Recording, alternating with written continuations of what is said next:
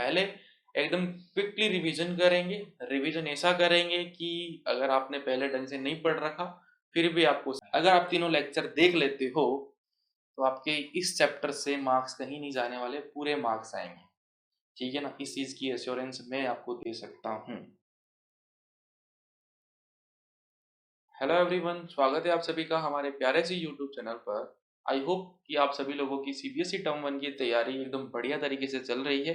इसी सिलसिले में आज चैप्टर नंबर 4 का पार्ट 3 हम डिस्कस करने वाले हैं। पार्ट 1 और पार्ट 2 डिस्कस कर चुके हैं, जिसके अंदर कुछ कॉन्सेप्ट हमने क्विकली रिवाइज किए थे, उसके बाद उनके एमसीक्यू क्वेश्चन की प्रैक्टिस की थी। तो आज के इस वीडियो के अंदर मैं पार्ट 3 इस चैप्टर का डिस्कस करने वाला हूँ। अगर आपने दोनों पार्ट नहीं देखे इससे पहले वाले तो वो देख लीजिए, उनसे आपको हेल्प मिलेगी। लिंक आपको नीचे डिस्क्रिप्शन में या फिर ऊपर आई बटन में मिल जाएगा, वहां जाके आप उस वीडियो को एक्सेस कर सकते हैं। ठीक है, और उन वीडियो में जो नोट्स हैं उनकी पीडीएफ भी आपको उन्हीं वीडियोस के नीचे डिस्क्रिप्शन में मिल जाएगी। वही आज की इस वीडियो की नोट्स भी आपको नीचे डिस्क्रिप्शन में मिल जाएंगे, आप वहां से डाउनलोड कर सकते हैं और बाद में रिवाइज कर सकते हैं। तो आज की इस वीडियो में हम कवर क्या करने वाले हैं, हम टॉर्क कितना लगता है किसी करंट कैरिंग लूप पे जब उसे यूनिफॉर्म मैग्नेटिक फील्ड में रख दिया जाता है, वो देखने वाले हैं। मूविंग कोयल गैल्वेनोमीटर का कॉन्सेप्ट समझने वाले हैं। ठीक है, फिर गैल्वेनोमीटर से कैसे एमीटर बनता है और कैसे वोल्टमीटर बनता है, ये सब देखने वाले हैं। पहले एकदम क्विकली रिवीजन करेंगे। रिवीजन ऐसा करेंगे कि अगर आपने पहले ढंग से नहीं पढ़ रखा फिर भी आपको समझ में आए, देन उसके जो एमसीक्यू क्वेश्चन बनते हैं उनको वन बाय वन करके डिस्कस करेंगे। बने रहिए, ये वीडियो देखने के बाद आपको जरूर कुछ ना कुछ हेल्पफुल कंटेंट मिलेगा। चलिए शुरू करते हैं। तो शुरू करते हैं आज का लेक्चर मैग्नेटिक मोमेंट के साथ। मैग्नेटिक मोमेंट क्या होता है, जैसे कि एक चीज आपने पहले पढ़ी थी इलेक्ट्रोस्टैटिक के अंदर, डाइपोल मोमेंट किस लिए डिफाइन किया जाता था, इलेक्ट्रिक डाइपोल के लिए। वैसे ही मैग्नेटिक मोमेंट जो है मैग्नेटिक डाइपोल के लिए डिफाइन किया जाता है। वैसे एक्चुअल मैग्नेटिक डाइपोल कैसा दिखाई देता है वो आपको नेक्स्ट चैप्टर में जब आप 12 मिनट पढ़ोगे तब पता लगेगा, लेकिन ये माने कि कोई करंट कैरिंग लूप है वो भी मैग्नेटिक डाइपोल की तरह बिहेव करता है। तो इसका मैग्नेटिक मोमेंट अगर हमको निकालना है तो इसका मैग्नेटिक मोमेंट निकालने के लिए हमें पता होना चाहिए इस लूप के अंदर कितना करंट फ्लो कर रहा है और इस लूप का एरिया कितना है। उन दोनों को मल्टीप्लिकेशन करोगे, आप दोनों को मल्टीप्लाई करोगे तो आपको मैग्नेटिक मोमेंट का मैग्नीट्यूड मिल जाएगा। साथ ही साथ ये एक वेक्टर क्वांटिटी है, और वेक्टर क्वांटिटी है तो उसके कुछ ना कुछ डायरेक्शन होगी। तो इसकी डायरेक्शन कैसे निकाली जाती है, इसकी डायरेक्शन निकाली जाती है राइट हैंड थंब रूल से। वही राइट हैंड को पकड़िए, जिस डायरेक्शन में करंट फ्लो कर रहा है उस डायरेक्शन में आप अंगुलियों को कर्ल करिए तो अंगूठा आपको क्या दे देगा, अंगूठा आपको मैग्नेटिक मोमेंट के डायरेक्शन दे देगा। जैसे कि यहाँ पे जो डायग्राम है, इस डायग्राम के अंदर अगर आप ध्यान से देखो करंट इसके अंदर एंटी क्लॉकवाइज फ्लो कर रहा है, तो अपने हाथ को कैसे घुमाना पड़ेगा, ऐसे कर्ल करना पड़ेगा राइट हैंड को। अंगूठा देखो कहाँ आ रहा है, बाहर की तरफ आ रहा है। तो इस पर्टिकुलर डायग्राम के लिए मैग्नेटिक मोमेंट की डायरेक्शन क्या हो जाएगी, बाहर की तरफ। तो अगर मेरे को यहाँ पे मैग्नेटिक मोमेंट वेक्टर फॉर्म में लिखना हो तो कैसे लिखूंगा, आई ए इंटू बाहर की तरफ है इसलिए के कैप लिख सकता हूँ या डॉट लगा सकता हूँ, जैसा आपको अच्छा लगे वैसा कर सकते हो। तो इस तरीके से हम एक करंट कैरिंग कोयल की वजह से मैग्नेटिक डाइपोल को डिफाइन कर सकते हैं। अभी यहाँ पे मैंने आपको समझाने के लिए एक कोयल ली है, ठीक है ना, एक कोयल लिया तो उसका मैग्नेटिक मोमेंट आई इंटू है।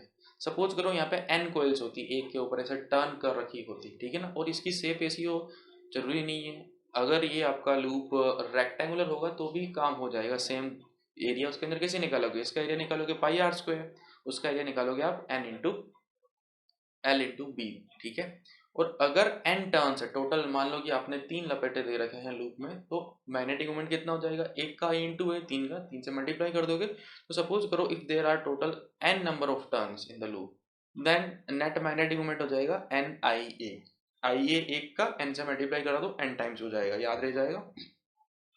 आई होप याद रह जाएगा आप लोगों को। नेक्स्ट आ जाते हैं कि किसी मैग्नेटिक लूप को या फिर करंट कैरिंग कोयल को, किसी करंट कैरिंग कोयल को आप अगर किसी एक्सटर्नल मैग्नेटिक फील्ड में रख दो, देखो वो मैग्नेटिक फील्ड बनाती है वो एक अलग डिस्कशन है, लेकिन किसी और की वजह से मैग्नेटिक फील्ड है किसी पर्टिकुलर एरिया के अंदर, आपने वहां जाके मैग्नेटिक लूप को रख दिया, ठीक है ना, करंट कैरिंग लूप को रख दिया, तो वो टॉर्क एक्सपीरियंस करती है। अब ये टॉर्क लगने की वजह से क्या होता है, टॉर्क लगने की वजह से चीजें रोटेट करती है, टॉर्क लगने की वजह से चीजें रोटेट करती है। तो वही अगर किसी करंट कैरिंग लूप को, अब यहाँ पे देखो मैंने रेक्टेंगुलर बना दिया, शेप कैसी भी हो सकती है बट लूप होना चाहिए। तो किसी करंट कैरिंग लूप को मैंने किसी मैग्नेटिक फील्ड में रख दिया। मान लो कि यहाँ पे मैग्नेटिक फील्ड जो है लेफ्ट टू राइट जा रहा है, जिसका मैग्नीट्यूड बी वेक्टर मैंने यहाँ पे बनाया है हॉरिजॉन्टल डायरेक्शन में। यहाँ पे एक करंट कैरिंग लूप रखा हुआ है जिसका एरिया वेक्टर बाहर की तरफ आ रहा है, जिसका एरिया वेक्टर मान लो कि बाहर की तरफ आ रहा है, और इनके बीच में एंगल है थीटा, इनके बीच में एंगल है थीटा। तो इस पे टॉर्क कितना लगेगा, इस पे टॉर्क वैसे डिराइव कर सकते हैं, लेकिन अभी डिराइव करने का टाइम नहीं, इनको याद करके अप्लाई करने का टाइम है। तो ये जो टॉर्क है, इस टॉर्क का मैग्नीट्यूड आता है N I A B sine theta, N I A B sine theta. इसे याद रखने का तरीका ये होता है, कुछ इस तरीके से अरेंज कर लो, B I N A sine theta. कितना टॉर्क लगता है, देखो बिना साइन थीटा, इस तरीके से याद रख सकते हो। ये याद रखने का तरीका है बस, बाकी ऐसा कुछ नहीं है। जहाँ पे बी क्या है, वो मैग्नेटिक फील्ड जिसके अंदर हम लोगों ने करंट कैरिंग लूप को रखा है, आई उस करंट कैरिंग लूप में फ्लो होने वाला current, and total number of turn, A उस पर्टिकुलर करंट कैरिंग लूप का एरिया, थीटा जो एंगल है एरिया वेक्टर, या फिर आप बोलो कि मैग्नेटिक मोमेंट और बी के बीच का वो, ये सारा कुछ यहाँ पे लिखा हुआ है। अब देखो एन आई ए, इसको मैं एम लिख सकता हूँ, एन आई ए इसको मैं एम लिख सकता हूँ। देखो यहाँ पे डायरेक्टली मैंने वेक्टर फॉर्म में लिखा हुआ है, मैं आपको थोड़ा सा करके बता देता हूँ जिससे अच्छे से समझ में आएगा। तो tau is equal to N I A B sine theta, N I A को मैं लिख सकता हूँ एम बी साइन थीटा। अब आपने क्लास 11 में पढ़ा होगा कि ए बी साइन थीटा को आप लिख सकते हो ए क्रॉस बी, तो उस हिसाब से हम इसे लिख सकते हैं M vector cross B vector. तो ये आपका टॉर्क का फॉर्मूला हो गया वेक्टर फॉर्म में, टॉर्क का फॉर्मूला हो गया वेक्टर फॉर्म में। तो ये आपको आना चाहिए, क्वेश्चन आपके इससे सोल्व होंगे, ये वेक्टर फॉर्म में फॉर्मूला आपको पता होना चाहिए। तो ये सिंपल सी चीज़ है, याद रखना। आगे बढ़ते हैं, नेक्स्ट चीज पोटेंशियल एनर्जी। तो किसी करंट कैरिंग लूप को आपने मैग्नेटिक फील्ड के अंदर रखा गया है, तो अलग अलग एंगल पे उसकी अलग अलग पोटेंशियल एनर्जी होगी। जैसे कि इलेक्ट्रोस्टैटिक में पोटेंशियल एनर्जी का फॉर्मूला होता है माइनस का पी ई कोस थीटा, यहाँ पे पोटेंशियल एनर्जी का फॉर्मूला होता है माइनस का एम बी कोस थीटा। अब यहाँ पे इस फॉर्मूले का यूज किया है। देखो एक कंडीशन आती है इक्विलिब्रियम की, ठीक है ना, क्वेश्चन भी आते हैं, काफ़ी कंफ्यूजिंग क्वेश्चन होते हैं। मैं आपको भी सबसे सिंपल तरीका बताने वाला हूँ जिससे आप आसानी से याद रख सकते हो। ये देखो थीटा इक्विलिब्रियम कब होगा, जब टॉर्क जीरो होगा।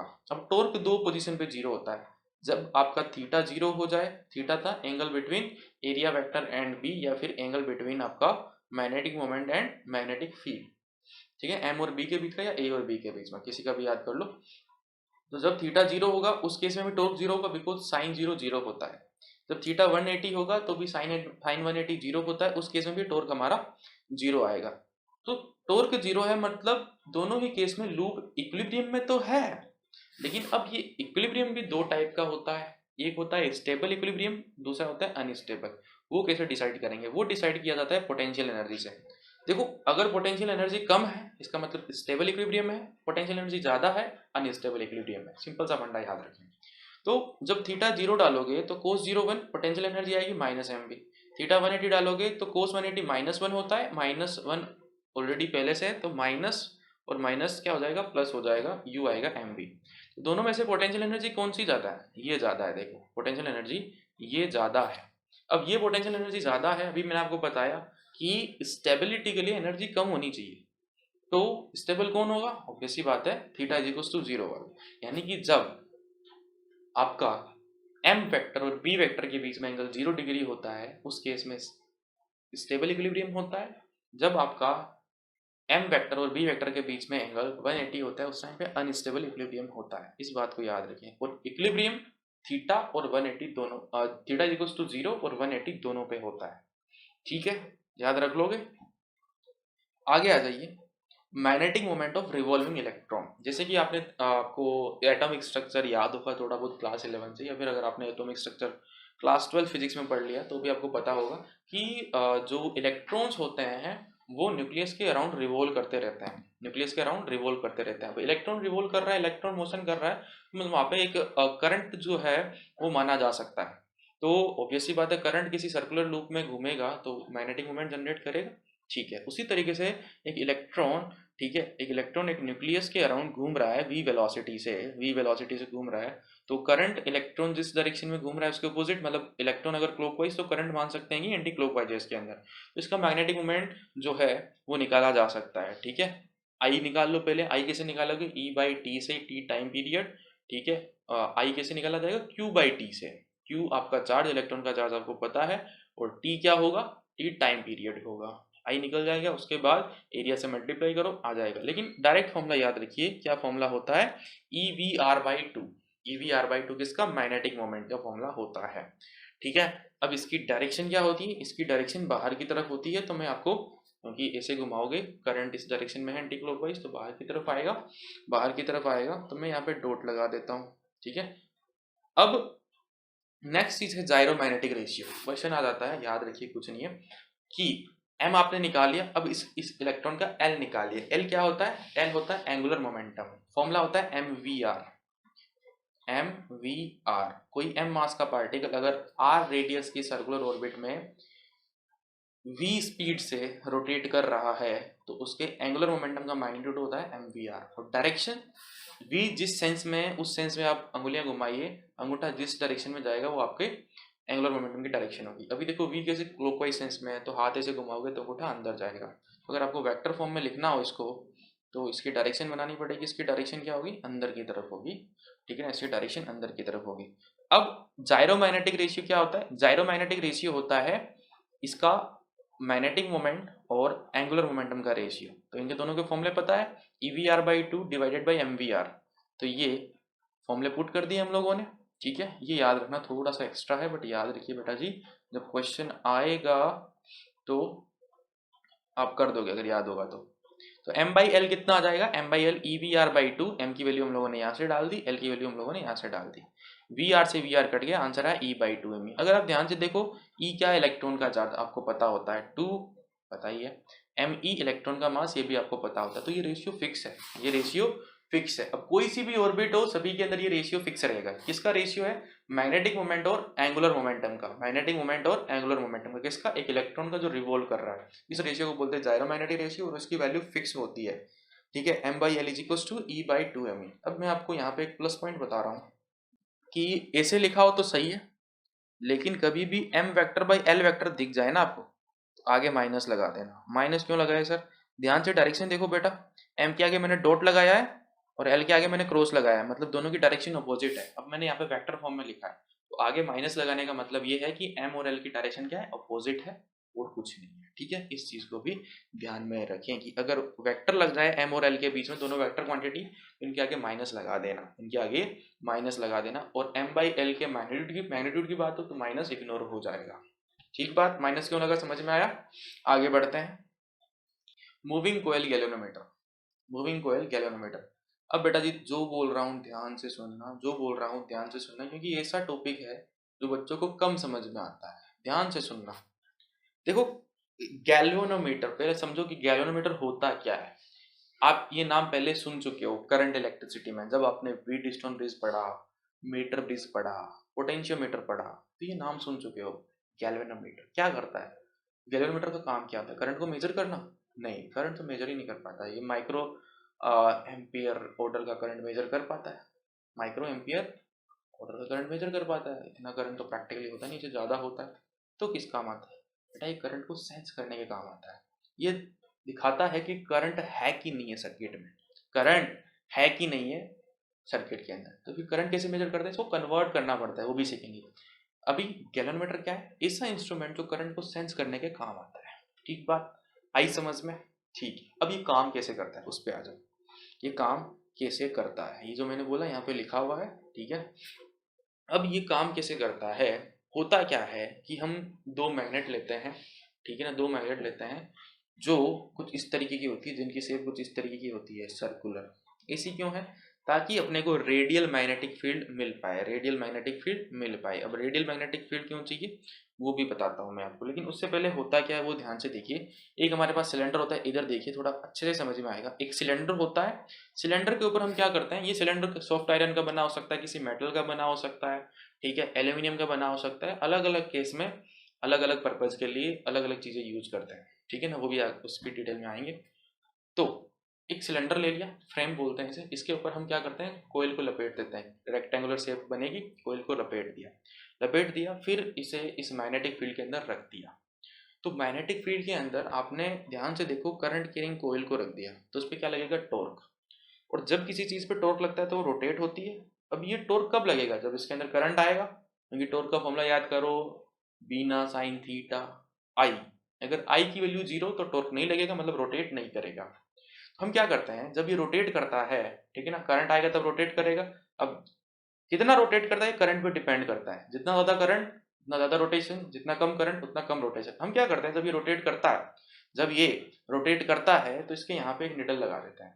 रोटेट किया, निडल घूमेगी, और इसके ऊपर एक स्केल लगा देते हैं। इसके ऊपर एक स्केल लगा देते हैं जिससे पता लग जाता है कि करंट कितना है, कि करंट कितना है। स्केल कैसे बनाते हैं वो बात की बात है, लेकिन जितना ज्यादा रोटेशन, यानी कि जितना ज्यादा करंट उतना ज्यादा रोटेशन, और पता लग जाता है उतनी ज्यादा रीडिंग, पता लगता रहता है इतना करंट फ्लो कर रहा है। समझ में आ रही है बात? ठीक है, तो मेन प्रिंसिपल क्या है गैल्वेनोमीटर का? ये, हाँ, इसमें एक स्प्रिंग भी लगी होती है। ये स्प्रिंग पता है क्या काम करती है? अब देखो ये रोटेट होगा, रोटेट होगा, इधर किसी ने इसको टॉर्क दे दिया तो चलता ही जाएगा ना बेटा, कोई रोकने वाला होना चाहिए। लेकिन आपने अगर प्रैक्टिकल लैब में आप गए हो तो आपने देखा होगा कि जाके रुक जाता है। क्यों रुक जाता है? कोई रोक रहा है ना इसको, अब इसके आगे जाने से कोई रोक रहा है, तो वो रोकने का काम करती है स्प्रिंग। करंट की वजह से मैग्नेटिक टॉर्क लगता है, और स्प्रिंग जो होती है रीस्टोरिंग टॉर्क देती है उल्टी डायरेक्शन में। एक टाइम ऐसा आता है जब आपका मैग्नेटिक फील्ड की वजह से टॉर्क और रीस्टोरिंग स्प्रिंग की वजह से रीस्टोरिंग टॉर्क दोनों बराबर हो जाता है। ये दे रहा है इस सेंस में, और जो स्प्रिंग होती है इस सेंस में देती है, तो दोनों बराबर हो गए। तो अब यहाँ पे नेट टॉर्क 0 यहाँ आके रुक जाता है, यहाँ आके रुक जाता है।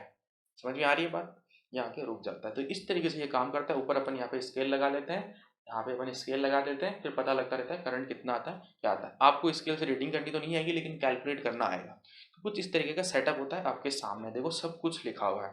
अब ये रेडियल मैग्नेटिक फील्ड क्यों लगाते हैं? रेडियल मैग्नेटिक फील्ड लगाते हैं ताकि थीटा की वैल्यू फिक्स रह सके, थीटा की वैल्यू फिक्स रह सके, थीटा हमेशा 90 रह सके, इसलिए रेडियल मैग्नेटिक फील्ड लगाते हैं। वरना अलग अलग टाइम पे थीटा बदलता रहेगा, दिक्कत होती रहेगी, अच्छे से बना नहीं पाएंगे गैल्वेनोमीटर को। इस स्प्रिंग का नाम होता है टॉर्सनल स्प्रिंग, ठीक है ना। अभी सारी चीज़ों पे डिटेल पे आते हैं। आई होप ये आपको समझ में आ चुका है। वैसे रिवाइज कर रहे हैं कि मैंने कोशिश की है कि आपको पूरा, अगर आपने पहले नहीं पढ़ रखा तो भी समझ में आए। समझ में आ रही है बात? अब देखो होता क्या है प्रिंसिपल, मैं बता चुका हूँ आपको। When a current carrying loop is placed in a magnetic field is experience a torque. Torque की वजह से रोटेट करेगी, and angle by which a loop rotate is directly proportional to the current flowing through it. ये मैं भी आपको proof करके दिखा देता हूँ। तो इक्विलिब्रियम पे क्या होगा? इक्विलिब्रियम मैंने बोला कि मैग्नेटिक फील्ड की वजह से जो टॉर्क होगा वो रीस्टोरिंग टॉर्क के बराबर होगा। मैग्नेटिक फील्ड की वजह से टॉर्क लगेगा बीना साइन थीटा, ठीक है ना, या एन आई बी साइन थीटा जैसे आपको याद है। और रीस्टोरिंग टॉर्क लगता है स्प्रिंग की वजह से सी थीटा। सी क्या है सर? ये सी है आपका टॉर्सनल कांस्टेंट। अलग अलग मटेरियल का टॉर्सनल कांस्टेंट अलग अलग होता है, जो गैल्वेनोमीटर की सेंसिटिविटी को भी डिसाइड करने में हेल्प करता है। अभी आएंगे उसके लिए। तो अब यहाँ पे सर साइन थीटा कहाँ गया? देखो मैंने क्या कहा, रेडियल मैग्नेटिक फील्ड लगाया। रेडियल मैग्नेटिक फील्ड लगाने की वजह से थीटा हो गया 90, और साइन 90 होता है 1। अब 1 को क्या लिखें क्या ना लिखें, इसलिए मैंने हटा दिया। तो N I A B equals to C theta. यहाँ से आई, अगर मान लो कोई बोले कि इतने डिग्री से रोटेट कर गया तो बताओ आई की वैल्यू कितनी है, तो आई की वैल्यू कितनी हो जाएगी? C theta over N A B. यहाँ से आई की वैल्यू निकाल के वो स्केल बनाते हैं। लेकिन स्केल कैसे बनाते हैं उसके अंदर मत जाओ। आई की वैल्यू इस तरीके से निकल जाएगी, I is equals to C theta by N A B. अब अगर थीटा निकालना होगा, इतना करंट फ्लो कराया है तो बताओ कितना डिफ्लेक्शन होगा। तो थीटा कैसे आ जाएगा? N I A B by C. इसको इधर भेज दो, सी को नीचे भेज दो। अगर आप ध्यान से देखो सारी चीज अगर मैं कांस्टेंट रखूं तो theta is directly proportional to I. यही तो प्रिंसिपल है। Angle is directly proportional to current flowing through it. जितना ज्यादा करंट उतना ज्यादा एंगल, उतनी ज्यादा रीडिंग। आई बात समझ में? अब ये फॉर्मूलाज अपने को याद रखने हैं।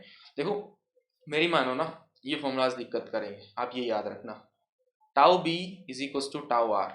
टाउ बी कितना? बीना, बी आई एन ए, याद रख लोगे। और टाउ आर रिस्टोरिंग टॉर्क कितना? C theta. कितना? C theta. फिर जो निकालना है यहाँ से निकाल देना इधर उधर करके। ये याद करने में आसानी रहेगी, इससे ये बना लेना, इसे ये बना लेना। बाकी आपको जैसे अच्छा लगता है वो कर सकते हो आप।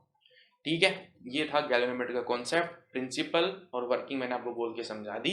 इतना काफ़ी है, इतना काफ़ी है। इससे आपके क्वेश्चन सोल्व हो जाएंगे। मेरे को क्वेश्चन सोल्व करने हैं, आ जाइए। अब बात करते हैं करंट सेंसिटिविटी की। देखो गैल्वेनोमीटर को एक तो करंट सेंस करने में यूज कर सकते हो, एक करंट को आप मेजर करने में यूज कर सकते हो, करंट को मेजर करने में यूज कर सकते हो, और वोल्ट मीटर यानी कि पोटेंशियल डिफरेंस मेजर करने में भी यूज कर सकते हो। कैसे, जब उनको कन्वर्ट करेंगे वो सीखेंगे, लेकिन उनके लिए एक टर्म डिफाइन होती है, करंट सेंसिटिविटी और वोल्टेज सेंसिटिविटी। करंट सेंसिटिविटी क्या होती है सर, ध्यान से समझो, दो गैल्वेनोमीटर है हमारे पास, दो गैल्वेनोमीटर है हमारे पास, दोनों के अंदर मैं 1 एम्पियर का करंट फ्लो कर रहा हूँ, दोनों के अंदर मैं 1 एम्पियर का करंट फ्लो कर रहा हूँ। इसके अंदर मैंने 1 एम्पियर का करंट फ्लो कराया, इसकी नीडल 20 डिग्री से चलेगी, डिफ्लेक्ट होगी। इसके अंदर मैंने 1 एम्पियर का करंट फ्लो कराया, इसकी नीडल 10 डिग्री से डिफ्लेक्ट हुई, इसकी नीडल 10 डिग्री से डिफ्लेक्ट हुई। तो किसकी सेंसिटिविटी ज्यादा होगी, कौन ज्यादा सेंसिटिव, किसने ज्यादा रिएक्ट किया, इसने, 20 डिग्री वाले ने। तो समझ में आता है? Yes sir. ठीक है, तो ये 10 डिग्री डिफ्लेक्ट हुआ, ये 20 डिग्री होगा, कौन ज्यादा सेंसिटिव, 20 वाला। ये था क्या, कि आपने 1 एम्पियर करंट फ्लो कराया तो डिफ्लेक्शन कितना आया। तो करंट सेंसिटिविटी की डेफिनेशन भी ऐसी होती है, डिफ्लेक्शन पर यूनिट करंट, डिफ्लेक्शन पर यूनिट करंट यानी कि deflection theta per unit current यानी कि थीटा बाय आई, इसे बोलते हैं करंट सेंसिटिविटी। अब थीटा बाई आई हम निकाल सकते हैं कैसे, मैंने आपको याद करा रखा है कि tau B is equal to tau R, tau B क्या होता है, बीना, टाउ आर क्या होता है, C theta, theta by I चाहिए, तो आई को इसके नीचे ले आओ और सी को इसके नीचे भेजो, तो क्या बन जाएगा, B N A by C is equal to theta by I. अब इसे चाहो तो अरेंज करके एन ए बी भी लिख सकते हो, एन ए बी भी लिख सकते हो, बन गया थीटा बाई आई। डिफ्लेक्शन पर यूनिट लेंथ, यही क्या है, करंट सेंसिटिविटी होता है। पूछा जाएगा आपसे, क्वेश्चन आएगा करंट सेंसिटिविटी बढ़ानी है तो क्या क्या कर सकते हैं, तो अपन बी को इंक्रीज कर सकते हैं, एन को इंक्रीज कर सकते हैं, ठीक है, ए को इंक्रीज कर सकते हैं, सी को डिक्रीज कर सकते हैं। इसी तरीके से वोल्टेज सेंसिटिविटी क्या होती है, डिफ्लेक्शन पर यूनिट पोटेंशियल डिफरेंस, तो थीटा बाई वी, वी को क्या लिख लो, I R, theta by I आपने निकाल रखा है, थीटा बाई आई आपने निकाल रखा है, N A B by C put कर दो, आर का आर पड़ा रहने तो फॉर्मूला बनेगा N A B by C R, N A B by C R. देखो ढंग से स्टेप बाय स्टेप करो, क्या टफ था, नहीं, शुरुआत करो टॉर्क वाले फॉर्मूले से, पहुंच जाओ सेंसिटिविटी तक, स्टेप बाय स्टेप आसानी से याद रहेगा। समझ में आ रही है बात। अब चलते हैं कि गैल्वेनोमीटर को एमीटर और वोल्ट मीटर में कैसे कन्वर्ट करते हैं, आ जाइए। तो conversion of galvanometer into ammeter, galvanometer को एमीटर बनाना है, तो वैसे गैल्वेनोमीटर में से मैंने आपको बताया कि कितना करंट फ्लो होता है, माइक्रो एमीटर ऑर्डर का, सॉरी माइक्रो एम्पियर ऑर्डर का करंट फ्लो होता है, और आपको ज्यादा ऑर्डर का करंट मेजर करने वाला एमीटर बनाना है, तो क्या करते हैं, देखो एमीटर एक ऐसी डिवाइस होती है जैसे सीरीज में कनेक्ट करते हैं, सीरीज में कनेक्ट करते हैं तो इसका रेजिस्टेंस कम होना चाहिए, आइडियल एमीटर का रेजिस्टेंस होता है 0, लेकिन हम यहाँ पे 0 तो नहीं कर पाएंगे, तो हम क्या करते हैं, इसके पैरेलल में एक छोटा सा रेजिस्टेंस जिसकी वैल्यू काफी कम होती है वो इसके पैरेलल में जोड़ देते हैं। सर सीरीज में क्यों नहीं जोड़ते, क्वेश्चन आना चाहिए दिमाग में, क्योंकि पैरेलल में जोड़ने का पता फायदा क्या होता है, जब दो रेजिस्टेंस पैरेलल में होते हैं तो इक्विवेलेंट जो रेजिस्टेंस आता है वो दोनों से कम आता है, चाहे दोनों की वैल्यू दोनों में से कितना ही हाई हो। अगर एक की वैल्यू 1 है, दूसरे की वैल्यू 1000 है, तो इक्विवेलेंट जो आएगा वो 1 से कम आएगा, तो ओवरऑल रेजिस्टेंस कम हो गया, तो बहुत छोटा सा रेजिस्टेंस के पैरेलल में लगा लेते हैं, जिससे जो एमीटर का रेजिस्टेंस है वो कम हो जाता है। अब ये लगाने से फायदा क्या होता है, ध्यान से देखो, एक गैल्वेनोमीटर था जिसका खुद का रेजिस्टेंस जी है, मैंने इसके पैरेलल में एक शंट रेजिस्टेंस लगा दिया। जब गैल्वेनोमीटर था तो ये मैक्सिमम आईजी करंट मेजर कर सकता था, मैक्सिमम आईजी, 0 से आईजी के बीच में करंट मेजर कर सकता था। अब कितना करंट मेजर कर सकता है, मान लो आई, कैसे, कि ये तो मैक्सिमम आईजी जाएगा, तो मैं मैक्सिमम वाली केस डिस्कस करते हैं अपन यहाँ पे, क्वेश्चन भी आपके वहीं पे आते हैं फुल स्केल डिफ्लेक्शन पे। तो आई करंट आया जिसमें से आई जी इसमें से चला गया, तो बचा हुआ ऊपर में से चला जाता है, कितना, आई minus I G, I minus I जी इसमें से चला जाता है और करंट की वैल्यू मेजर कर ली जाती है। बट लेकिन यहाँ पे पीछे हो क्या रहा है, यहाँ के पीछे की मैकेनिक्स, यहाँ के पीछे ही मैकेनिज्म समझते हैं। तो यहाँ पे हुआ क्या, एक्चुअल में आप ध्यान से देखो, दोनों के दोनों क्या है, पैरेलल में, दोनों के दोनों पैरेलल में, तो मैं ये कर सकता हूँ कि voltage across shunt is equal to voltage across galvanometer, voltage across, अच्छा उल्टा लिख दिया, voltage across galvanometer is equal to voltage across shunt, कैसे भी लिख दो, दोनों बराबर ही आने, है ना। तो इसके अक्रॉस पोटेंशियल डिफरेंस कैसे लिखोगे, आई जी इंटू इसका resistance G is equal to I minus I G, इसके अंदर जो आने वाला करंट है आई आर होता है ना, V is equal to I R, वही कर रहा हूँ, I minus I G into S, यहाँ से हो गया। अब कुछ भी पूछा जा सकता है, बस ये फॉर्मूला मैंने नीचे बनाया क्योंकि किताबों में बनाया होता है, बट आपको याद ये रखना है। कुछ आपसे जी निकाला जा सकता है, आई पूछा जा सकता है, एस पूछा जा सकता है, कुछ भी पूछा जा सकता है। यहाँ पे अगर आपको एस फाइंड आउट करना हो ये आ जाएगा। अब देखो इसके अंदर ये है क्या क्या चीज, देखो एस साफ पता पड़ रहा है, सेंट है जिसको पैरेलल में जोड़ना है, जी है गैल्वेनोमीटर का रेजिस्टेंस, आई जी है एस को कनेक्ट करने से पहले गैल्वेनोमीटर जो मैक्सिमम करंट मेजर कर सकता है वो, यानी कि फुल स्केल डिफ्लेक्शन, ये वर्ड आपका यूज होगा क्वेश्चन के अंदर। समझ जाना कि आई जी है। After connecting S, G can measure current of range I. I क्या है? फुल स्केल डिफ्लेक्शन जब आपने संट जोड़ दिया है, यानी कि उसकी वैल्यू कुछ मान लो कि माइक्रो एम्पियर में होगी, इसकी मिली एम्पियर या फिर एम्पियर में होगी। ठीक है, ये वो value full scale deflection before connecting S वो होता है आई जी, और full scale deflection after connecting S वो होता है आई। वो बोलेगा कि इतने गैल्वेनोमीटर इतने इस रेंज का मेरे को क्या बनाना है, एमीटर बनाना है। मतलब वो बोलेगा वन, क्वेश्चन वाला बोलेगा 1 एम्पियर रेंज का बनाना है। फटा के समझ जाना 1 एम्पियर क्या है, आई है। फिर ये रहा, यहाँ से कैलकुलेशन हम लोग कर लेंगे, मैं करके भी बताऊंगा, डरने की आपको जरूरत नहीं है। अभी ध्यान से कॉन्सेप्ट समझिए, धीरे धीरे आता है तो आप सीधे क्वेश्चन पे जा सकते हैं, वहां से क्वेश्चन देख सकते हैं। आगे बढ़े, ये था एमीटर में कैसे कन्वर्ट करते हैं। अब वोल्ट मीटर में कैसे कन्वर्ट करते हैं। वोल्ट मीटर में कन्वर्ट करने का सिंपल सा फंडा है, एक हाई रेजिस्टेंस को हम गैल्वेनोमीटर के सीरीज में कनेक्ट कर देते हैं, ये वोल्ट मीटर बन गया, ये वोल्ट मीटर बन गया। अब कोई पूछे कि वोल्ट मीटर का टोटल रेजिस्टेंस, तो वोल्ट मीटर का टोटल रेजिस्टेंस देखो, इन दोनों को जोड़ दो, सीरीज में है तो G+R, और कितनी वोल्टेज कर लेगा ये, V is equal to I G into G+R। V is equal to I R होता है, इसको किसी के क्रॉस लगाओगे तो इसमें से आई जी करंट जा रहा होगा, इसका मतलब पोटेंशियल डिफरेंस जो ये इसके क्रॉस होगा वही मेजर करके दिखाएगा, तो वो पोटेंशियल डिफरेंस हो जाएगा V is equal to I G into G+R, यानी कि इसके अंदर फ्लो होने वाला करंट इंटू टोटल रेजिस्टेंस। समझ में आ रही है बात। जहाँ पे आई जी क्या है, वही full scale deflection, full scale deflection जब आपने कोई रेजिस्टेंस कनेक्ट नहीं किया है। ठीक है, तो यहाँ पे लिखा हुआ है ये सारी चीज। अब देखो ये पूछ लेगा कि कितना रेजिस्टेंस लगाना चाहिए अगर आपको इस रेंज का वोल्ट मीटर बनाना है, इस वोल्टेज का वोल्ट मीटर बनाना है, तो ये कुछ नहीं है, इसी इक्वेशन से ये आर की वैल्यू निकाली गई है। अब ये चीज ध्यान में रखना, याद रखना आपको डायग्राम, एंड डायग्राम के अंदर अपने को क्या लगाना है, ओम्स लॉ, ये चीज याद रखनी है। और यहाँ पे ये वीजी क्या है, वीजी है वो पोटेंशियल की मैक्सिमम वैल्यू जो गैल्वेनोमीटर मेजर कर सकता है बिफोर कनेक्टिंग आर, और ये क्या है, वो पोटेंशियल डिफरेंस की मैक्सिमम वैल्यू जो ये गैल्वेनोमीटर मेजर कर सकता है आफ्टर कनेक्टिंग आर। ठीक है ना, आफ्टर कनेक्टिंग आर। ये छोटी छोटी चीजें हैं, याद रखिए। बाकी मैं क्वेश्चन सोल्व करा रहा हूँ आपको अब, तो उसमें और ज्यादा क्लैरिटी आती जाएगी कैसे करना है, कैसे करना है, इन चीजों का ध्यान में रखिए। चले आगे, चलिए। तो कॉन्सेप्ट का क्विक रिवीजन होता है खत्म, कॉन्सेप्ट का क्विक रिवीजन होता है खत्म। इसी के साथ मैंने चैप्टर 4 आपको क्विकली पूरा रिवाइज करा दिया है। थोड़ा पोर्शन इस वीडियो के अंदर है, बाकी पोर्शन पिछले 2 वीडियो के अंदर है, उनके क्वेश्चन भी वहीं पे करा दिए हैं मैंने। ठीक है, इसकी एमसीक्यू प्रैक्टिस शुरू करते हैं। ठीक है ना, सिंगल करेक्ट टाइप क्वेश्चन और एआर टाइप क्वेश्चन दोनों है इसके अंदर, बने रहिए। आइए स्टार्ट करते हैं क्वेश्चन नंबर 1 के साथ। सबसे पहला question, current carrying loop is placed in uniform magnetic field. Current carrying loop को यूनिफॉर्म मैग्नेटिक फील्ड में रख दिया, torque acting on it does not depends on the, तो टॉर्क का फॉर्मूला लिख लो, आपको बताया था, याद रखने का तरीका बीना साइन थीटा। तो पूछ रहा है किस पे डिपेंड नहीं करता है, तो एक एक करके ऑप्शन चेक कर लो। Shape of the loop, shape कैसी भी हो ना, अपने को तो एरिया से मतलब होता है। अगर ये शेप है, ये शेप है, दोनों का एरिया सेम है, दोनों का एरिया सेम है, तो टॉर्क सेम ही लगेगा। Shape of the loop, area of the loop, area पे डिपेंड करता है, वैल्यू ऑफ करंट पे डिपेंड करता है, मैग्नेटिक फील्ड पे डिपेंड करता है। चलो मान लो कि ये पता नहीं लगा आपको शेप का, ये तो पता लग गया कि इन पे डिपेंड कर रहा है, तो ऑटोमेटिकली ये बना दोगे। मैं आपको करेक्ट एक्सप्लेनेशन भी दे रहा हूँ कि शेप कैसी भी हो, सर्कुलर हो, रेक्टेंगुलर हो, एरिया पे डिपेंड करता है। अगर दोनों का एरिया सेम है तो दोनों सेम टॉर्क एक्सपीरियंस करेंगे, यानी कि शेप पे डिपेंड नहीं करता है। तो इस क्वेश्चन का आंसर हमारा ऑप्शन नंबर ए हो जाएगा। ठीक बात।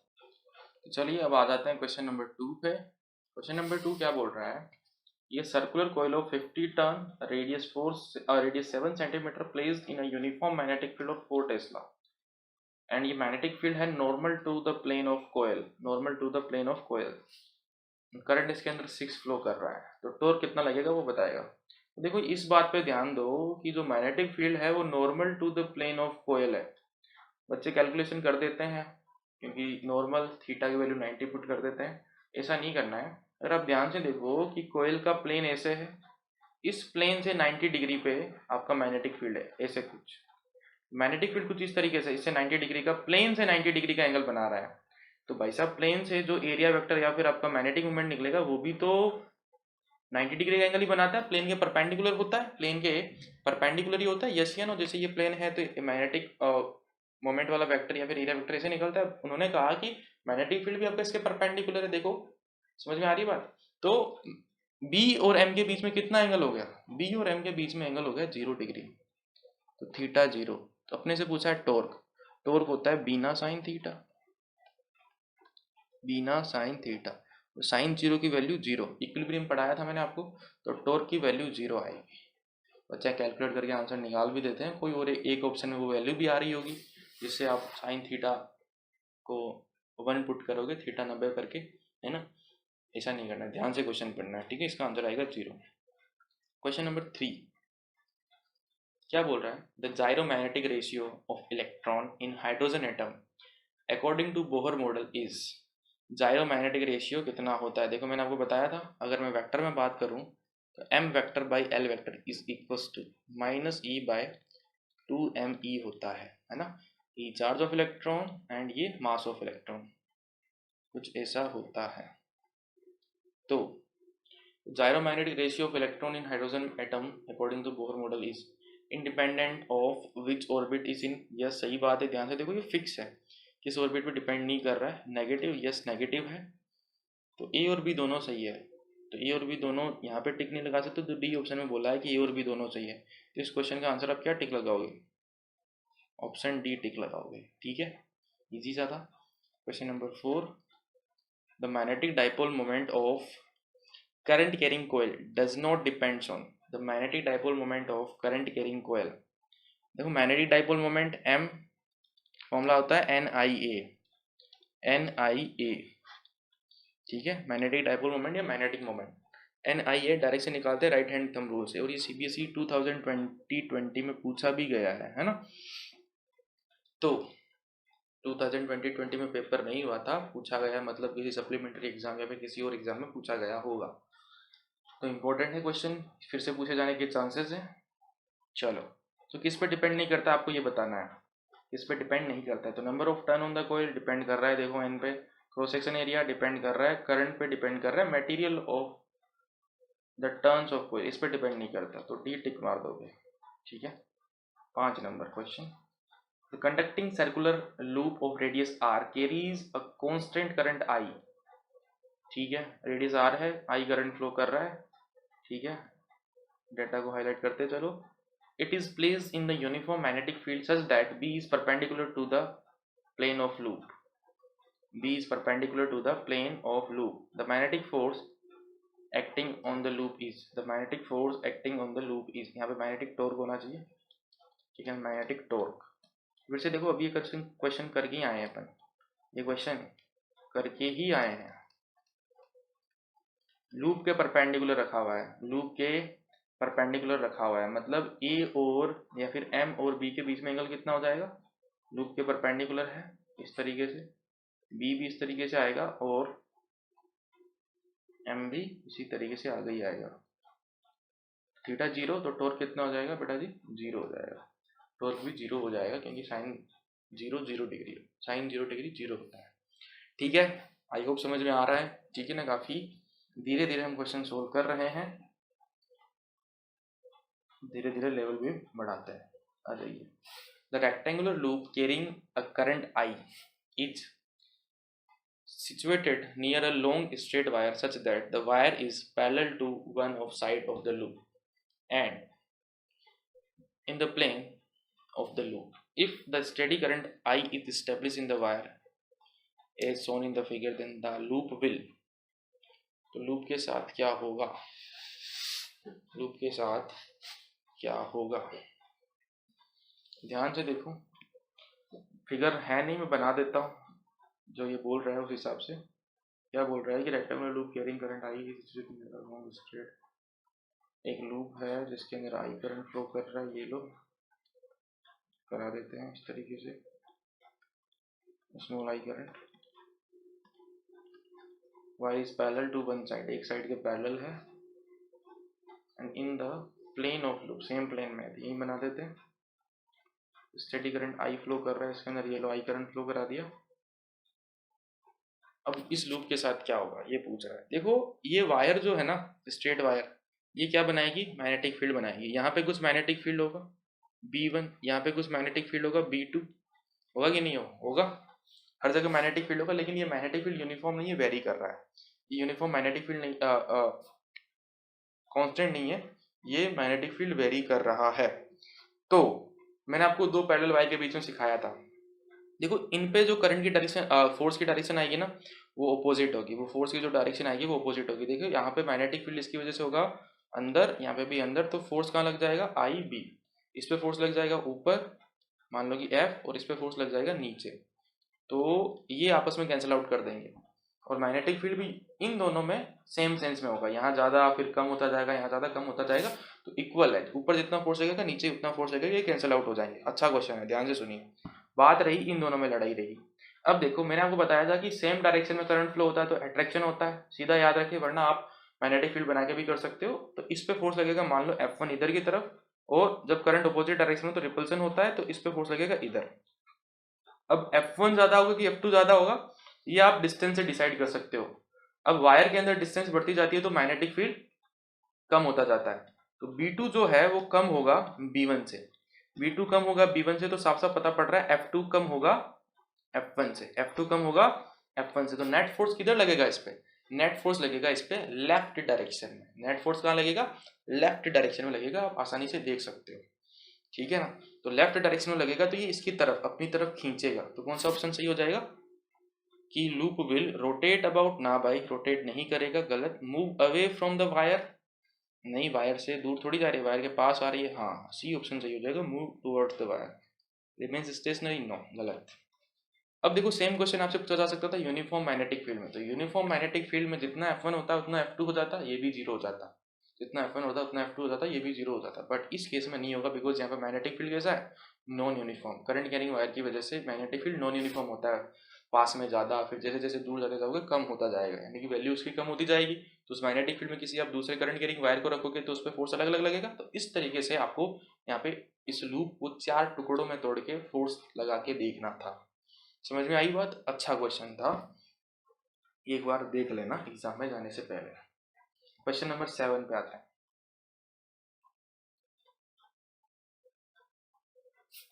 क्या बोल रहा है। अब देखो गैल्वेनोमीटर वाले आ गए। For conversion of galvanometer into an ammeter, हमें क्या करना चाहिए, सभी को पता है, गैल्वेनोमीटर को एमीटर में कन्वर्ट करने के लिए क्या किया था, एक पैरेलल में शंट जोड़ दिया था S, देख लो, और वो शंट लो रेजिस्टेंस का क्यों वो भी बताया था, ताकि एमीटर का रेजिस्टेंस कम रहे। तो लो रेजिस्टेंस इन पैरेलल जोड़ देते हैं D8। अब galvanometer can be converted into voltmeter, कैसे, एक एक हाई वैल्यू का रेजिस्टेंस अपन सीरीज में जोड़ देते हैं, हाई रेजिस्टेंस इन सीरीज, ये ऑप्शन। क्यों, ये आइडियल वोल्टमीटर का रेजिस्टेंस इनफाइनाइट होता है, तो इनफाइनाइट तो कर नहीं पाएंगे लेकिन हाई तो कर पाएंगे, इसलिए। 9, sensitivity of moving coil galvanometer increase with decreasing, किस चीज को आप डिक्रीज करके गैल्वेनोमीटर की सेंसिटिविटी बढ़ा सकते हो। अब देखो गैल्वेनोमीटर की सेंसिटिविटी का फॉर्मूला सर याद नहीं है, लेकिन ये तो याद है ना, मैग्नेटिक फील्ड की वजह से torque is equals to restoring torque, जैसे मैंने आपको याद कराया था। ठीक है सर, ऐसे याद है, इसको क्या लिखो, अच्छा उल्टा लिख दिया, कोई नहीं, ये लो, मैग्नेटिक फील्ड की वजह से इज इक्वल्स टू रीस्टोरिंग, है ना। इसको क्या लिखो, बी ना लिखो, ये लो, इसको क्या लिखोगे, सी थीटा लिखोगे। करंट सेंसिटिविटी क्या थी, थीटा बाई आई, यहाँ से निकाल लो थीटा बाई आई क्या आएगा, देखो थीटा बाई आई आ गया आपका BNA/C। पूछ रहा है किसको डिक्रीज करके मैं करंट सेंसिटिविटी बढ़ा सकता हूँ, यही होती है करंट सेंसिटिविटी, BNA/C, है ना। तो देखो करंट सेंसिटिविटी को बढ़ाना है तो B को बढ़ाना पड़ेगा, N को बढ़ाना पड़ेगा, A को बढ़ाना पड़ेगा, इनको तो बढ़ाना पड़ेगा, मतलब ये नीचे वाला आंसर होगा। इसको डिक्रीज करना पड़ेगा, इसको डिक्रीज करोगे तो ओवरऑल वैल्यू इंक्रीज होगी, ओवरऑल वैल्यू इंक्रीज होगी, तो ये क्या होता है, टॉर्सनल कांस्टेंट या फिर टॉर्सनल रिजिडिटी, ये देखो डी ऑप्शन में दिख रहा है। आई बात समझ में? कर दो कैसे क्वेश्चन? यस सर, बहुत बढ़िया, आगे आ जाओ। A voltmeter of range 2 volt and resistance 300 ohm can not be converted into ammeter of range. एक वोल्ट मीटर है जिसकी रेंज कितनी है, 2 वोल्ट है, और उसका रेजिस्टेंस जो है 300। सर वोल्ट मीटर को एमीटर, बेटा वो गैलोमीटर है जिसका वोल्ट मीटर बनाया गया है, ठीक है, गैलोमीटर है जिसका वोल्ट मीटर बनाया गया है। तो पूछ रहा है कि इसको आप कौन से एमीटर में कन्वर्ट नहीं कर सकते, मतलब किस वैल्यू के लिए कन्वर्ट नहीं कर सकते। तो इसका देखो वीजी दिया है और जी दिया है, तो इसका आईजी निकालते हैं ओम्स लॉ लगा के, है ना। तो आईजी इज इक्वल टू क्या आ जाएगा, आईजी इज इक्वल टू आ जाएगा वीजी बाई आर जो है जी, है ना, वीजी बाई आर। तो वीजी है 2 और ये है 300, ये कितना आएगा ध्यान से देखो, एम्पियर में तो आता लग नहीं रहा है, मिली एम्पियर में आएगा, है ना, मिली एम्पियर में आएगा। तो 1000 से मल्टीप्लाई करके इसको मिली एम्पियर में कन्वर्ट कर लेता हूँ, ये एम्पियर में है, 1000 से मल्टीप्लाई कर दिया तो मिली एम्पियर में कन्वर्ट हो गया, ये चला गया 20/3, ये बनेगा 6.66 मिली एम्पियर। इतना करंट जो है गैलोनोमीटर में जब कोई आप शंट नहीं लगाओगे तो फ्लो कर सकता है। अब इसे ज़्यादा बढ़ाना है रेंज तो कर सकते हैं। तो हम गैलोनोमीटर की रेंज बढ़ा तो सकते हैं, ध्यान से सुनना बात, ध्यान से सुनना बात, हम गैलोनोमीटर की रेंज बढ़ा तो सकते हैं या घटा सकते हैं? नहीं, घटा नहीं सकते। तो 6.6 मिली एम्पियर का मेजर हो जाएगा, 6.6 मिली एम्पियर वाला अपन बना देंगे ना, can not be converted ammeter of range. तो 6.6 वाला बना देंगे, लेकिन इससे कम वाला नहीं बना पाएंगे, इसके ज़्यादा वाला तो बना पाएंगे, इसके ज़्यादा वाला तो बना पाएंगे। तो इसके कम वाला कौन सा है, 5 milli ampere, yes option A. बाकी देखो इससे ज़्यादा है, बाकी इससे ज़्यादा है, ये कम नहीं है, इसको आप मिली एम्पियर में कन्वर्ट करोगे तो ये बनेगा आपका 1000 मिली एम्पियर, ये बनेगा 10,000। ये तो कर ही सकते हैं, ज़्यादा वाले तो पैरेलल में शंट जोड़ के सीख के आए थे, वे नहीं कर पाएंगे, ये नहीं कर पाएंगे। आई बात समझ में? यस सर, आगे बढ़िए question number 11। In an ammeter, वही गैलोनोमीटर से बनाया होगा, 4 meter of mains resistance is passing through galvanometer, 4% जाता है। If the galvanometer is shunted with 5 ohm resistance then the resistance of galvanometer will be. तो देखो 4% दिया ना, आप मान लो कि 100 एम्पियर करंट आ रहा है, 100 एम्पियर करंट आ रहा है, तो 100 का 4% 4 गैलोनोमीटर में से जाएगा, तो बाकी का 96 किधर से जाएगा, 100 आ रहा है, 4 इधर से जाएगा, बाकी का 96 यहाँ से जाना पड़ेगा, है ना, सिंपल सी बात। ये एस है, जी कितना दे रखा है आपको, 5 ओम, नहीं शंटेड ये दे रखा है 5 ओम, ये तो पूछा है। आ जाओ, क्या करते हैं, दोनों का पोटेंशियल डिफरेंस सेम करते हैं। इसका पोटेंशियल डिफरेंस कितना होगा, वी एस बराबर वी जी करते हैं, याद आ गया होगा, डायरेक्ट फॉर्मूला मैंने मना किया था ना, डायरेक्ट फॉर्मूले से अच्छा ये है, डायरेक्ट है तो भी कर लोगे आप, लेकिन उसमें हेडेक ज़्यादा है, ऐसे कर लो। तो V S is equal to V S क्या करोगे, आई आर, तो 96 into 5 is equal to 4 into G. तो जी की वैल्यू कितनी आ गई, 96 इंटू 5 डिवाइडेड बाई 4, कितना बना 2, 4 इंटू 5, 24 इंटू 5, 24 इंटू 5 कितना बन जाएगा आपका 120। तो जी की वैल्यू कितनी आई, 120 ओम आ गई। ठीक है, आ रहा है समझ में, सही कर गया ना एग्जाम में, ठीक है ना, धीरे धीरे समझा रहा हूँ मैं आपको, आगे आ जाइए। Current sensitivity of galvanometer can be increase by decreasing. Current sensitivity galvanometer की इंक्रीज कर सकते हैं, किसको डिक्रीज करके, अरे यार अभी तो पढ़ के आए थे, अभी तो पढ़ के आए थे, टॉर्सनल कांस्टेंट, टॉर्सनल कांस्टेंट, ठीक है। 13, the coil of moving coil galvanometer is wound over a metal frame in order to, metal frame आया, सॉफ्ट आयरन की कोर पे करते हैं ना अपन, सॉफ्ट आयरन की कोर पे, आयरन की कोर पे इसको बाउंड करते हैं, क्यों करते हैं, ध्यान से सुनिए कि सॉफ्ट आयरन जो है फेरोमैग्नेटिक मटेरियल होता है, और फेरोमैग्नेटिक मटेरियल की खास बात होती है कि जब आप उसे किसी एक्सटर्नल मैग्नेटिक फील्ड के अंदर रखते हो, एक्सटर्नल मैग्नेटिक फील्ड के अंदर रखते हो, तो अपने इनसाइड मैग्नेटिक फील्ड की वैल्यू को बहुत ज़्यादा बढ़ा देते हैं। मैग्नेटिक फील्ड की वैल्यू को बहुत ज़्यादा बढ़ाने से क्या होगा, ये आपको चैप्टर नंबर 5 में देखने को मिलेगा।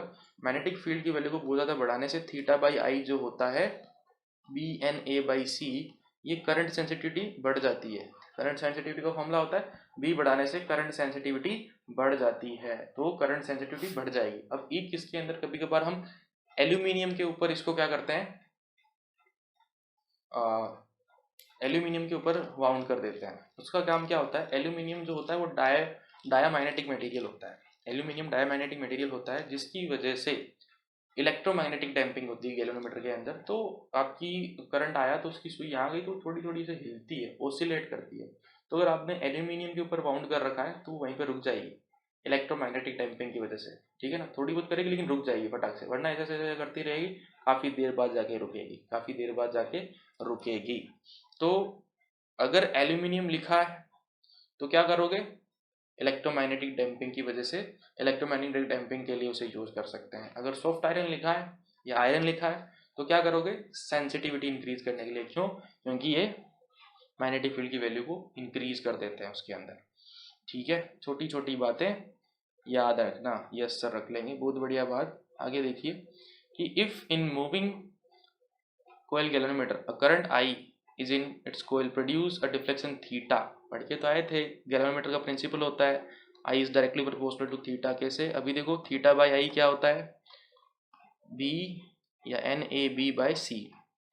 आई कितना हो जाएगा, C थीटा बाय NAB, यानी कि I is directly proportional to theta, लिख सकते हैं, डी ऑप्शन है ना। बढ़िया question. Question number 15, the ratio of voltage sensitivity and current sensitivity in moving coil galvanometer is, जहाँ पे जी क्या है, रेजिस्टेंस है। तो वोल्टेज करंट सेंसिटिविटी होती है थीटा बाय आई, यानी कि BNA/C, और वोल्टेज सेंसिटिविटी होती है थीटा बाय बी, यानी कि थीटा बाय IR। अब यहाँ पे रेजिस्टेंस गैल्वेनोमीटर का यूज करेंगे तो जी, थीटा बाय आई पता है क्या, BNA/C इंटू जी। ये पूछा है ratio VS divided by current sensitivity CS। तो BNA/CG divided by BNA/C, BNA/C साफ साफ पता पड़ रहा है, क्या आंसर आएगा, 1/G, 1/G। ये लो, ये ऑप्शन। क्वेश्चन नंबर 16, इजी लग रहे हैं क्वेश्चन, है ना, लग रहे होंगे इजी, इसीलिए आपको 3 पार्ट्स में डिवाइड करा के पढ़ाया है। एक में पढ़ाता तो कचरा हो जाता, कुछ समझ में नहीं आता, लास्ट में मिलता नहीं बट्टा सन्नाटा, एग्जाम में क्वेश्चन सही होता नहीं, ठीक है, इसीलिए पार्ट्स में कर रहे हैं। क्वेश्चन तो सही होगा, टाइम लगा 3 घंटा, कोई दिक्कत वाली बात नहीं है, लेकिन 3 घंटे में आपने चैप्टर नंबर 4 पक्का कर लिया, इसके क्वेश्चन तो पक्का कर दोगे ना, बिल्कुल। चलिए, a galvanometer has coil of resistance 100 ohm, ठीक है, and given full scale deflection for a current of 30 milli ampere, if it is work as voltmeter of 30 volt range, the resistance required to edit. तो देखो ये galvanometer का resistance जी दे दिया आपको, और ये क्या है, फुल स्केल डिफ्लेक्शन, कुछ कनेक्ट नहीं होता तो IG होता है 30 मिली एम्पियर, और इसे वोल्ट मीटर में कन्वर्ट किया आपका 30 वोल्ट की रेंज में। तो वो रेजिस्टेंस बताना है आर की वैल्यू जो सीरीज में लगाया गया होगा। तो कैसे करते हैं, जी यहाँ पे होता है और इसके सीरीज में एक आर लगा देते हैं ना, सीरीज में आर लगा देते हैं, और इसके अंदर से करंट फ्लो करता है IG। तो ये वोल्टेज कौन सा मेजर करता है, इसके across V is equal to IG into R plus G measure करता है। सारी वैल्यू दे दी, उनसे R पूछा है, डायरेक्ट फॉर्मूला याद है, बहुत बढ़िया बात है, डायरेक्ट फॉर्मूला याद है तो बहुत बढ़िया बात है, लेकिन यहाँ से कर सकते हैं, कॉन्सेप्ट याद रखें ज़्यादा सही रहेगा, छोटे छोटे कॉन्सेप्ट हैं। तो V की वैल्यू 30, IG की वैल्यू 30 मिली एम्पियर, यानी कि 30 इंटू 10⁻³ R की वैल्यू निकालनी है, G की वैल्यू 100। ये कितना आ जाएगा, 30 से 30 कटा, 10 उधर जाके क्या हो जाएगा, प्लस की 10³ इज इक्वल टू R, है ना, प्लस 100। तो ये 10³ 1000 कर दिया ना उधर जाकर, तो R कितना आ गया, 1000 माइनस 100, यानी कि R इज इक्वल टू आ गया 900 ohm, 900 ohm, B option. Question number 17, a moving coil galvanometer has 150 equal division. बेटा जी ये मैं बोलूँगा कि आप स्टार लगाओ, तो इस क्वेश्चन को 2-3 बार देख लेना, ठीक है। बाई चांस अगर आ गया कर जाओगे, है ना। ऐसा क्वेश्चन कर जाओगे, इससे बढ़िया मोमेंट आपके लिए क्या होगा। A moving coil galvanometer. A moving coil galvanometer has 150 equal division. पूरे 150 डिवीजन है। Its current sensitivity 10 डिवीजन पर मिली एम्पियर। इस बात को समझो। इस बात का मतलब क्या है कि जब गैल्वेनोमीटर में से 1 मिली एम्पियर करंट जाता है तो 10 डिवीजन डिफ्लेक्शन आता है, यानी कि सुई जो है 10 पे चली जाती है। और वोल्टेज सेंसिटिविटी है 2 डिवीजन पर मिली वोल्ट, यानी कि जब 2 वोल्ट पोटेंशियल डिफरेंस होता है तब सुई कहाँ चली जाती है, वोल्टेज सेंसिटिविटी 2 नहीं, इसका मतलब जब 1 मिली वोल्ट पोटेंशियल डिफरेंस होता है तो 2 डिवीजन हो जाते हैं, मतलब सुई 2 पे चली जाती है, सुई 2 पे चली जाती है। तो पूछ रहा है कि in order that each division read 1 volt. अगर आपको ऐसा गैल्वेनोमीटर बनाना है कि हर एक डिवीजन 1 वोल्ट रीड करे, तो 150 डिवीजन कितने, 150 वोल्ट रीड करे, तो 150 वोल्ट रेंज का आपको क्या बनाना है, गैल्वेनोमीटर बनाना है। ये बात यहाँ से पकड़नी थी, यहाँ पे डायरेक्ट कुछ नहीं दिया। इस क्वेश्चन की खास बात यही है कि बाकी क्वेश्चन में डायरेक्ट वैल्यूज दे रखी थी, पता पड़ रहा था कि ये है, ये फॉर्मुला यूज करके निकल जाएगा। इसमें ऐसा नहीं दे रखा है, वैल्यूज बनानी पड़ेगी। तो ईच डिवीजन रीड 1 वोल्ट, यानी कि पूरा का गैल्वेनोमीटर कितना रीड करना चाहिए, 150 volt. The resistance in ohm needed to connected in the series, तो सीरीज में कितना रेजिस्टेंस जोड़ना पड़ेगा। तो यहाँ से पता पड़ा कि किस रेंज का वोल्ट मीटर बनाना है, 150 वोल्ट का। ये लो वी की वैल्यू पता पड़ी यहाँ से। अब बाकी चीजें कहाँ से लाएंगे, बाकी चीजें यहाँ से मिलेगी। देखो 1 मिली एम्पियर फ्लो कराते हैं तो 10 डिवीजन से डिफ्लेक्शन होता है। तो करंट की वो वैल्यू जो फुल स्केल डिफ्लेक्शन देते वो IG होती है। तो 10 डिवीजन पे 1 मिली एम्पियर है, तो 150 डिवीजन कब हो जाएंगे, जब मैं 15 मिली एम्पियर फ्लो कराऊंगा तब हो जाएंगे 150 डिवीजन। हो गया फुल स्केल डिफ्लेक्शन। तो जो फुल स्केल डिफ्लेक्शन होता है उसे ही तो IG बोलते हैं, यानी कि IG पता लग गया है यहाँ से। कितना IG, 15 मिली एम्पियर। ध्यान से समझते जाना, है ना। बढ़िया क्वेश्चन है, बढ़िया। तो देखो, अब देखो 1 मिली वोल्ट, यानी कि 1 मिली वोल्ट होता है तो कितना, 2 डिवीजन। 1 मिली वोल्ट मतलब 2 डिवीजन। तो फुल स्केल पे कितना होगा, वो VG होता है, फुल स्केल वाला VG होता है ना। कि जब कोई रेजिस्टेंस नहीं लगा रखा तब वो फुल स्केल पे कितना बनाता है ना, उसकी रेंज, वो VG होता है। तो ध्यान से देखते जाओ, 1 मिली वोल्ट पे 2 डिवीजन है, तो 75 मिली वोल्ट पे क्या 150 डिवीजन हो जाएंगे, हो गया फुल स्केल डिवीजन, पहुंच जाएगा सुई एकदम लास्ट पे। इसे बोलेंगे full scale deflection, full scale deflection बोलेंगे ना इसे। तो 75 मिली वोल्ट, तो ये क्या आ गया, VG आ गया। VG कितना आ गया, 75 मिली वोल्ट। अब ये निकालना पड़ेगा। इस क्वेश्चन की खास बात यही है कि VG, IG और V आपको दिए नहीं है, आपको निकालना है। अब देखो यहाँ से G भी निकालना पड़ेगा अपने को, G की जरूरत पड़ेगी ना, उसके बाद डायग्राम बनाएंगे। G कैसे निकालेंगे, IG को मैं क्या लिख सकता हूँ, VG बाई G, है ना, या V is equal to IR लिख सकते हैं ना, सिंपल ओम्स लो। तो VG is equal to IG into R, यहाँ पे होता है G। तो G कितना हो जाएगा, VG बाय IG, यानी कि 75/15 मिली में है, कन्वर्ट करने की कोई जरूरत नहीं है, आंसर आया 5। तो उस गैलोनोमीटर का रेजिस्टेंस कितना है, 5 ओम। अब कन्वर्ट कर लो, आंसर आ जाएगा। एक गैलोनोमीटर है जिसका रेजिस्टेंस 5 ओम है, तो उसके साथ कितना रेजिस्टेंस बनाऊं कि मेरा वोल्ट मीटर बन जाए, मेरा वोल्ट मीटर बन जाए। IG कितना है, IG हम लोग निकाल के बैठे हैं 15 मिली एम्पियर। तो मेरा वोल्ट मीटर मेरे को बनाना है, तो क्या करना पड़ेगा, यहाँ इन दोनों किसको किसी के क्रॉस लगाएंगे, फॉर्मूला लगा दो, V is equal to IG into R plus G। अच्छा क्वेश्चन है, आपने पेशेंस रखा, बहुत बढ़िया बात, समझ में आया होगा। IG कितना आ जाएगा, 15 इंटू 10⁻³ R की वैल्यू मेरे को निकालनी है, G की वैल्यू 5, V की वैल्यू पुट कर दो। V की वैल्यू कितनी है, 150 is equal to 15 into 10⁻³ R plus 5। ये कटा इससे 10 टाइम्स, ये इधर जाके 10 की पावर प्लस 3, एक पहले से है तो कितना बन जाएगा 10⁻⁴। 10⁻⁴ कितना होता है 10,000 is equal to R plus 5। R कितना आ जाएगा 10,000 माइनस 5, यानी कि 9,995, 9,995। देखो कोई ऑप्शन है क्या, सी ऑप्शन देखो बेटा जी, सी ऑप्शन देखो। सर क्या ऐसे क्वेश्चन आएंगे? आ भी सकते हैं बेटा जी, कर लोगे तो क्या बुराई वाली बात है, कुछ एक्स्ट्रा सीखा ही है आपने। अगर मान लो कि इन फ्यूचर आपको एक कॉम्पिटिटिव एग्जाम देते हो, देन आपको ये चीज़ बहुत ज़्यादा हेल्प करेगी। क्लियर है मेरी बात? आगे बढ़ सकते हैं? Yes sir. चलिए अब क्वेश्चन नंबर 18।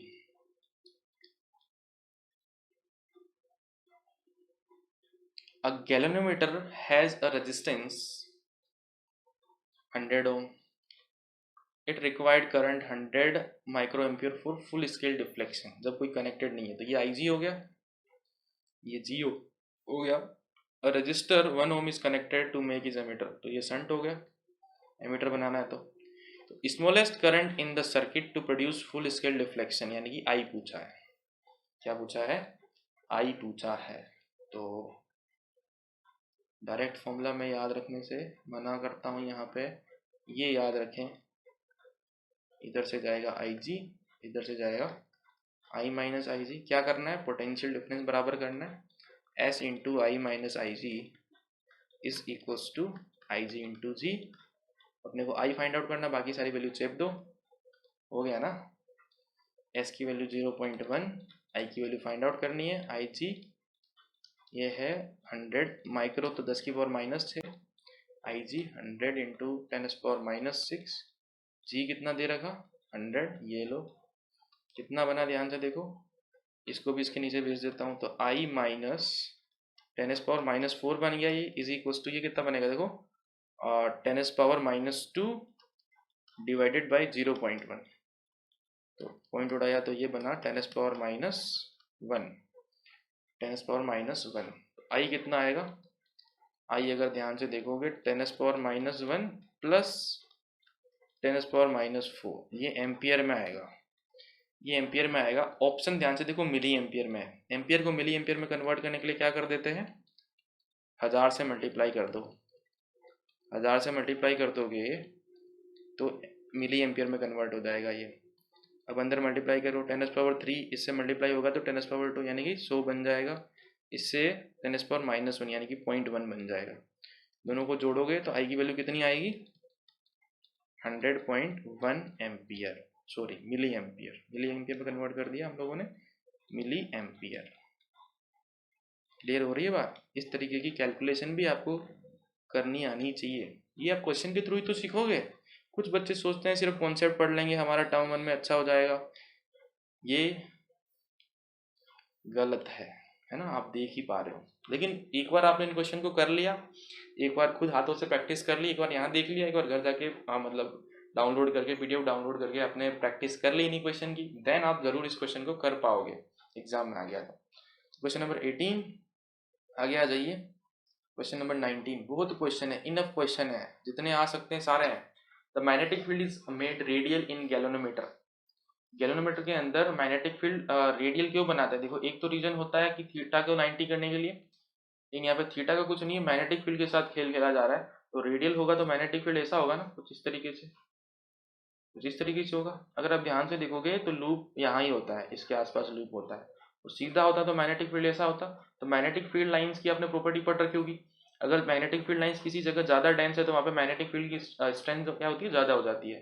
तो इसकी वजह से अगर अपन मैग्नेटिक फील्ड के पॉइंट ऑफ व्यू से देखेंगे तो वहाँ पे मैग्नेटिक फील्ड की स्ट्रेंथ बढ़ जाएगी, और मैग्नेटिक फील्ड की स्ट्रेंथ बढ़ने से पता क्या होता है, theta by I, current sensitivity, B N A by C, B N A by C, तो ये बढ़ने से करंट सेंसिटिविटी बढ़ जाती है। तो रेडियल मैग्नेटिक फील्ड लगाने का एक रीजन ये भी हो गया आपका, make field stronger, option number A. आगे बढ़ते हैं क्वेश्चन नंबर 20 की तरफ। An ammeter gives full scale deflection when current 1 ampere, ये आईजी दे दिया आपको, it is converted into 100 ampere range, ये 100 नहीं होगा, ये 10 होगा, 10 एम्पियर रेंज, यानी कि ये आपका आई होगा, रेंज बढ़ानी है हमें। What will be the ratio of shunt S and its resistance, यानी कि जी, एस और जी का रेशियो क्या होगा। देखो आपको पता है कि जब वोल्टेज बराबर करते हैं तो इक्वेशन आती है I minus I G into S is equals to I G into G. तो मेरे को एस बाई जी पूछा है, एस बाई जी क्या हो जाएगा, I G over I minus I G, I G over I minus I G. I G कितना है, आई जी कितना है, आई जी है 1 और आई माइनस आई जी कितना है, आई माइनस आई जी कितना है, आई माइनस आई जी है हमारा 10 माइनस 1 यानी कि 1/9। तो 1:9 इसका आंसर आ जाएगा जो आपको ऑप्शन ए में गिवन है। ठीक है, आगे बढ़ते हैं। Question number 21। देखो इतने क्वेश्चन कर लिए हम लोगों ने, मैं चाहता हूँ कि ये क्वेश्चन आप खुद ट्राई करें, एज ए होमवर्क इसको ले लीजिए। तो अब आ जाता है अपन एसर्शन रीजन वाले क्वेश्चन की तरफ। बताना है कि एसर्शन सही है कि नहीं, रीजन सही है कि नहीं, और अगर दोनों सही हैं तो जो रीजन है वो एसर्शन की करेक्ट एक्सप्लेनेशन है कि नहीं, ये अपने को बताना है। तो हमारा ये क्वेश्चन नंबर आई थिंक हो जाएगा 22। तो पढ़िए, galvanometer can not as such be used an ammeter to measure the value of current in the given circuit. सही बात है कि मेजर नहीं कर सकते, सेंस जरूर कर सकते हो करंट है कि नहीं है। करेक्ट एकदम। क्यों, ऐसा क्यों सर? क्योंकि सर्किट के अंदर करंट फ्लो होता है मिली एम्पियर ऑर्डर का, गैल्वेनोमीटर मेजर करता है माइक्रो एमीटर, तो सिर्फ फुल डिफ्लेक्शन पे आके रुक जाएगा, उससे ज़्यादा बताएगा नहीं कितना है। ये तो बताएगा करंट है सर्किट के अंदर, सेंस तो कर देगा लेकिन मेजर नहीं कर पाएगा। सही है सर। रीजन क्या बोल रहा है, it gives full scale deflection for current order of micro ampere, ये भी सही है। साथ ही साथ रीजन जो है एसर्शन को करेक्ट एक्सप्लेन भी कर रहा है। तो एसर्शन भी सही, रीजन भी सही, and reason is the correct explanation of assertion, ऐसा आपका ऑप्शन ए में होता है। ठीक है, जब आपको डायरेक्शन गिवन होगी तब आपका ऑप्शन ए ये होगा, तो ऑप्शन ए टिक मारोगे उस केस में। नेक्स्ट क्वेश्चन पे आ जाते हैं, क्वेश्चन नंबर 22 की एसर्शन क्या बोल रहा है कि in moving coil galvanometer the coil wounded on metallic frame. ठीक है, मेटेलिक फ्रेम पे बाउंड होती है, आपको बताया था सॉफ्ट आयरन भी हो सकती है, एल्यूमिनियम भी हो सकता है। The metallic frame help in making steady deflection without oscillation, बताया था कि अगर ऐसे जाएगी तो रुक जाएगी, मतलब ओसिलेट करेगी। अगर एल्यूमिनियम होगा तो क्या करेगी, रुक जाएगी इलेक्ट्रोमैग्नेटिक डैम्पिंग की वजह से। तो यहाँ पे बोल सकते हैं कि एसर्शन सही, रीजन भी सही, साथ ही साथ एसर्शन जो है वो रीजन की करेक्ट एक्सप्लेनेशन भी है। ऑप्शन ए इसका भी आंसर हो जाएगा आपका। ठीक बात। Question number 23। Torque on a coil is maximum when it's suspended normally in magnetic field. Normally in magnetic field, तो यहाँ पे बताया नहीं है कि मैग्नेटिक फील्ड कितना एंगल बना रहा है नॉर्मली, तो अपन ये 90 डिग्री मान के लेते हैं कि टॉर्क जो होता है मैक्सिमम होता है। कब होता है, टॉर्क का फॉर्मूला होता है NAB साइन थीटा, थीटा 90 होगा, उस केस में टॉर्क जो है मैक्सिमम होगा। कब, when theta is equals to 90 degree, क्योंकि उस टाइम पे साइन थीटा मैक्सिमम होगा। फिर रीजन क्या बोल रहा है, torque tend to rotate coil, torque coil को रोटेट करना चाहता है। तो एसर्शन सही है, रीजन सही है, लेकिन इनका आपस में कोई रिलेशन नहीं दिख रहा है, इनका आपस में कोई रिलेशन मेरे को दिख नहीं रहा है। एसर्शन सही है, रीजन सही है, but reason is not the correct explanation of assertion, ये आपका ऑप्शन बी में होता है। तो इस क्वेश्चन का आप ऑप्शन बी टिक मारोगे। ठीक बात। क्वेश्चन नंबर 24 क्या बोल रहा है कि galvanometer to emitter conversion take place by connecting low value resistance in parallel with it। सही बात है। The low value of resistance increase the effective resistance and protect the galvanometer। ऐसा कहाँ होता है भाई, इंक्रीज थोड़ी करता है effective resistance को, डिक्रीज करता है, ये गलत है, ये सही है। एसर्शन सही, रीजन गलत, ये आपका ऑप्शन सी में होता है, ये ऑप्शन सी में होता है। Question number 25। Earth magnetic field does not affect the function of moving coil galvanometer. देखो बेटा, मूविंग कॉइल गैल्वेनोमीटर का फंक्शन वही, कोई एक्सटर्नल मैग्नेटिक फील्ड आ जाए, टॉर्क लगता है, उसकी वजह से इफेक्ट करता है। तो अर्थ में मैग्नेटिक फील्ड आता है, तो बोल रहे हैं कि अर्थ की मैग्नेटिक फील्ड लाइन उसमें से पास होगी तो क्या वो अफेक्ट करेगी, तो इसका आंसर होगा नो। क्यों नहीं होगा, क्योंकि अर्थ का जो मैग्नेटिक फील्ड होता है वो 10⁻⁻⁴ टेस्ला ऑर्डर का होता है, जो कि काफ़ी कम है, काफ़ी कम है। देखो रीजन में लिखा हुआ भी है, earth magnetic field is too weak, तो इसको अफेक्ट नहीं कर पाएगा, इसको अफेक्ट नहीं कर पाएगा। तो ये भी सही, ये भी सही, साथ ही साथ बोल सकते हैं करेक्ट एक्सप्लेनेशन भी है, करेक्ट एक्सप्लेनेशन भी है। तो ऑप्शन ए, ऑप्शन ए टिक मारेंगे। तो इसी के साथ आज का ये लेक्चर और आपका क्लास 12 फिजिक्स का चैप्टर नंबर 4 पूरा फिनिश होता है। अगर आप तीनों लेक्चर देख लेते हो तो आपके इस चैप्टर से मार्क्स कहीं नहीं जाने वाले, पूरे मार्क्स आएंगे। ठीक है ना, इस चीज़ की एश्योरेंस मैं आपको दे सकता हूँ। तो आई होप कि आपको ये तीनों वीडियो लेक्चर पसंद आए होंगे, अच्छा लगा होगा। तो अगर आपको ये लेक्चर पसंद आ रहे हैं और आपको ऐसा लग रहा है कि हम आपकी प्रिपरेशन में थोड़ी बहुत भी हेल्प कर पा रहे हैं, तो प्लीज़ ये वीडियोस अपने फ्रेंड्स के साथ भी शेयर करें ताकि उनके भी अच्छे मार्क्स आ सकें, वो भी अच्छी पढ़ाई कर सकें। मिलते हैं आपसे नेक्स्ट वीडियो में। तब तक आप पढ़ते रहिए और मचाते रहिए। Thank you very much and wish you all the best for your term 1 examination.